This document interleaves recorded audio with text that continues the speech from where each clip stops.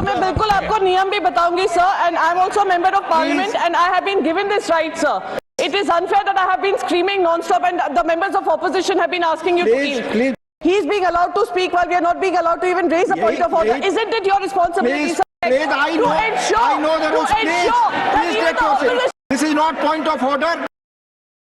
Priyanka ji. Chairman, sir, right now. Please. Sir, why should he yield? किस नियम के तहत कौन सा? सर मैं बिल्कुल आपको नियम भी बताऊंगी sir, and I am also member of parliament and I have been given this right sir to raise a point of order. Yes. It is unfair that I have been screaming non-stop and the members of opposition have been asking you to kneel. Please. Sir, point number 259. Sir, point number 259. Yes. Chairman to preserve order and enforce decisions.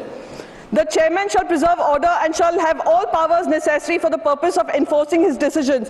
Sir, we have been protesting non-stop. We cannot hear what he is speaking. He is being allowed to speak while we are not being allowed to even raise a point of order. Isn't it your responsibility, sir, with all due respect, to ensure I know the rules. that even the opposition voices can be heard? Take your Yes, seat. I will sit down, Please sir. allow. This is not point of order. This is not point of order. Please. आप बोले.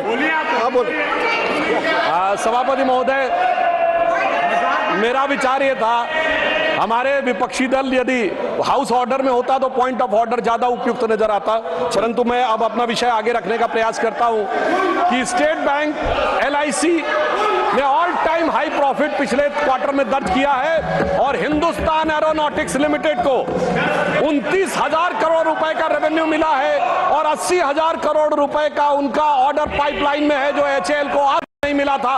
यह दर्शाता है कि SBI, LIC और HAL ने इस सरकार के कालखंड में सबसे ऊंचा मुकाम हासिल किया है. यह दर्शाता है कि किस प्रकार का दुष्प्रचार था और किस प्रकार का यथार्थ आज आंकड़ों के आधार पर देखने को मिलता है. मैं यह भी याद दिलाना चाहता हूं सभापति महोदय कि राष्ट्रपति महोदय ने अपने अभिभाषण में कहा कि भारत का विश्व की विकास दर में योगदान 15% होने जा रहा है. यानी इस प्रकार से भारत अब दुनिया के विकास में एक अग्रणी भूमिका निभाने जा रहा है. तो इसी संदर्भ में मैं उन्हीं की बात को पुष्ट करते हुए यह बताना चाहता हूं कि इंटरनेशनल मॉनेटरी फंड IMF की चीफ क्रिस्टीना जॉर्जिएवा ने यह स्टेटमेंट दिया है कि भारत 15% ग्रोथ में कंट्रीब्यूट करके दुनिया में ग्रोथ का इंजन बनने की भूमिका निभाने जा रहा है. Subscribe to Midday India. Get direct notifications on all our videos by clicking on the bell icon.